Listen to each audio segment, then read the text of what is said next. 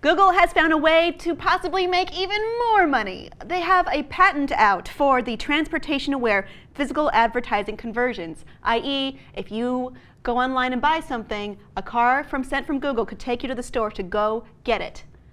Suck it, online shopping, brick and mortar. Google is getting into the enabling game. They see people have complaints about things, and they're doing everything that they can to make things easier for you. Right.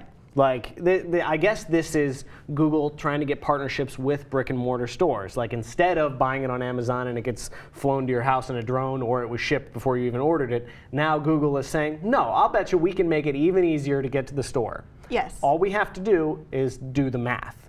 We figure out whether or not the company whose store you're going to go to is going to pay us enough money to get you there to make it worth their while and our while and the cab company's while. Right. So this isn't really about Google making its self-driving cars into a free taxi service. It's more about profit and convenience. So naturally, they're going to want to partner with certain brick and mortar stores to make that experience more desirable to you with their self-driving car service. So maybe you can go get the TV you want today and not have to worry about shipping or waiting or any of that. So this is another step in that direction. Right. Now, this is not you looking to buy Q-tips online and Google sending you a cab to go to Kmart to get them. This is like, I'm thinking about buying a boat. And then that company that's selling boats is like, hey, Google, can you get this customer in my store? Because it's really the only way they're going to buy a boat is if they're here and I can sell them one. Maybe not a boat, but definitely a big ticket item. One where a lot of profit could be potentially made. And that's Google buying a piece of that. Something where a cab ride is insignificant to the profits that will be made off of what you're buying. Google sees that consumers are generally easily fooled. Like 10% off coupons, which are not terribly good, like get people in the stores. And this is sort of what that is. This is just a small gesture to get you to spend more money.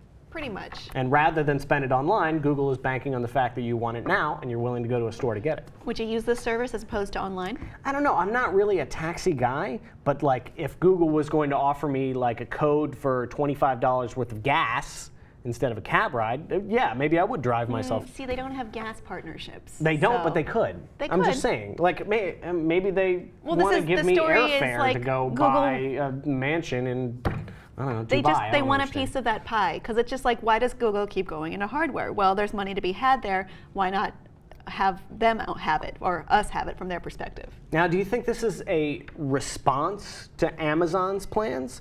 Because like I feel like there's a power struggle going on between like buying things online and buying them in a store, and like I keep getting pulled back and forth, like what the future is going to be, which one is going to be easier in the long run. I'm not falling for that.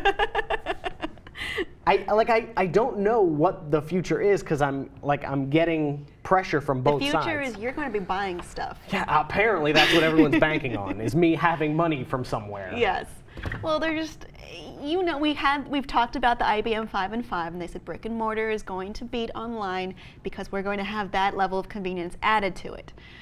And last week we talked about Amazon's preemptive knowing what you want and having it ready for you right away. So things are just going to get faster and faster, and it is going to be a war over who gets your dollar. I mean, as a shopper, that might be kind of exciting for you because things are going to be easier for you to get, but we'll see. Time will tell. This is still just in the patent phase, so it's not implemented yet.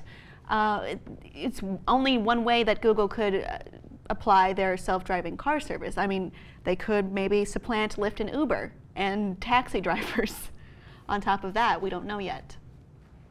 I think, and unrelatedly, I think Google has a bigger PR challenge as far as self-driving cars go. I think there's really going to be some public trust levels. Even though I don't especially like taxi cabs, I trust them more than self-driving cars, even though all the math says differently.